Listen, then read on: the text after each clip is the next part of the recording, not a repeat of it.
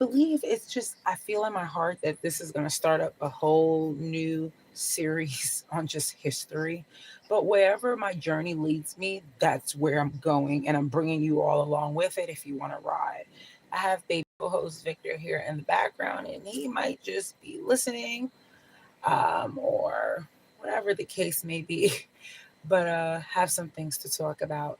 And it's all for history buffs or folks who just want to know more about history when it comes to Black enslaved women of the 17th, 18th, and 19th century.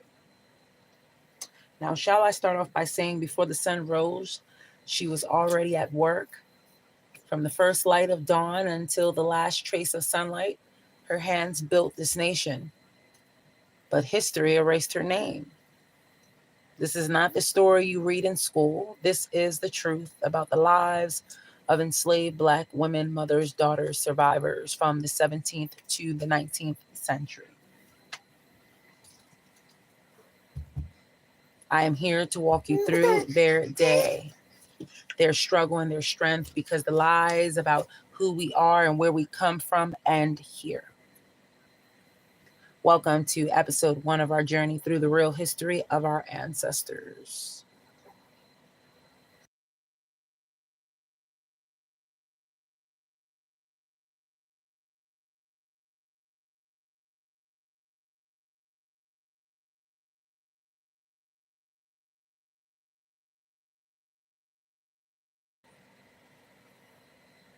Before the sun even rose over the horizon in the 17th, 18th, and 19th centuries, the life of an enslaved Black woman had already begun.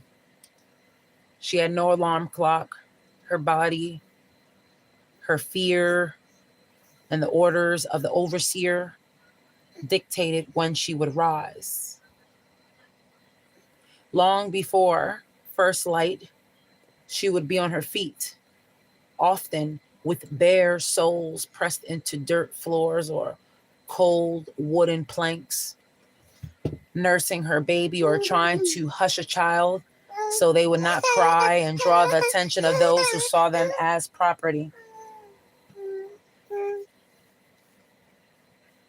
She might have a husband in another cabin or another plantation, but marriage meant little in the eyes of the law. He could be sold away at any moment.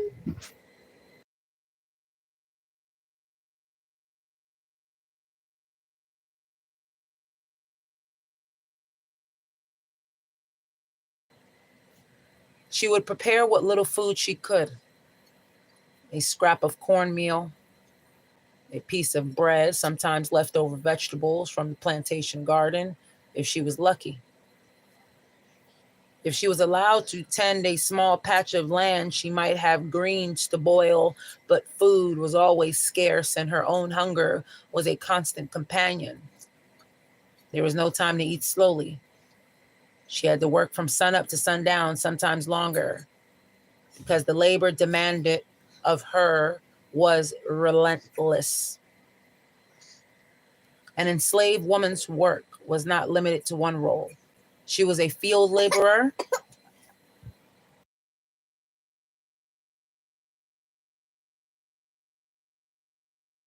a house servant, a cook, a seamstress, a nurse to her own children and the enslaver's children, often all in the same day.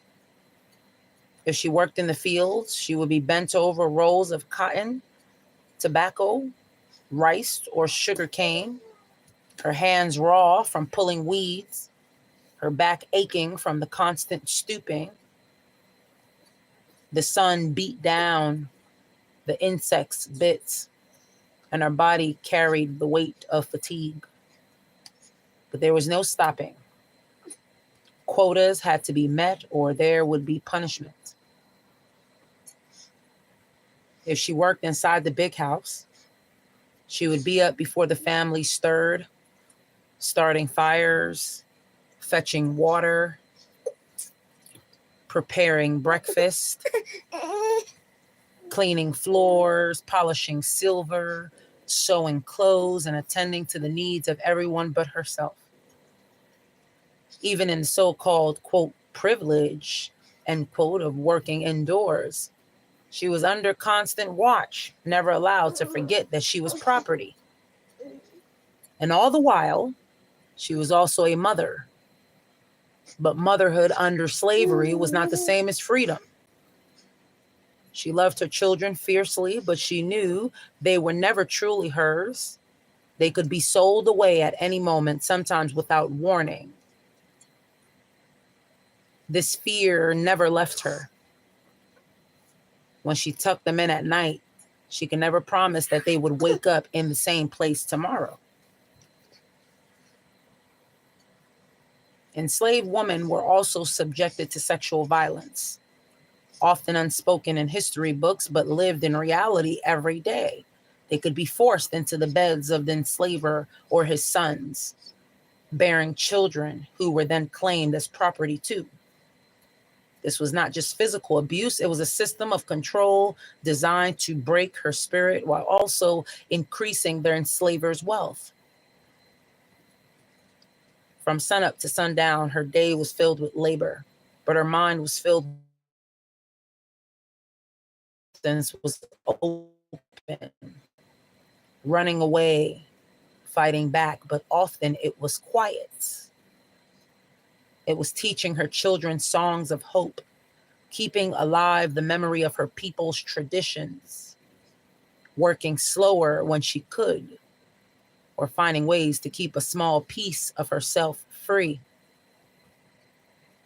I share this because history has been twisted to tell a lie about Black people, and especially about Black women. We have been labeled lazy, unintelligent, and dependent on a system, when in truth our ancestors labored harder than most people alive today can even imagine. They built economies not for themselves, but for others. They were not lazy, they were overworked, underfed, and yet they survived. They were not unintelligent. They created strategies to survive a system designed to erase them. And they were not dependent. They were denied the right to independence, yet still carved out ways to provide for themselves and their families. I, Paviel Jimenez Gallegos, my original name being Paviel Bettis.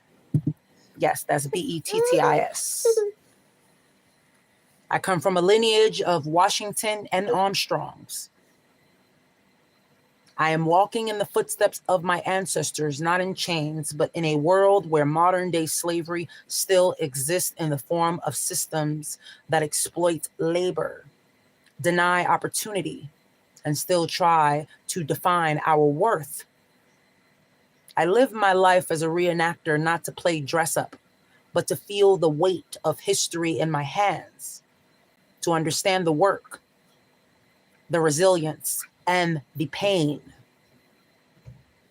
This new playlist will take you through the world of the enslaved Black woman, her labor, her family, her resistance, her survival.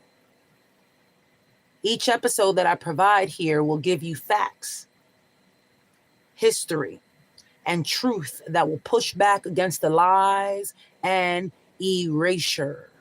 We will not shy away from the ugliness, because truth is the only way to reclaim our history. And for every Black woman who has been told that she is less than her ancestors, I say this to you. You are their continuation. You and I both. You and I and many. Their strength runs in your blood. So while we give these hooligans our time and end up in their prisons and taken over, so we can no longer become intelligent, no longer proceed, no longer build the empire on top of the land where we sweat, where our ancestors sweat and worked. Their intellect, their skill, their endurance, and their dignity live on in you. So stay with me on this journey. I have war notes. I have crime notes. Now you can hang out with me on the history side when you're ready. Learn with me, teach others. And the next time someone repeats those lies about us, you will have the knowledge to answer with truth.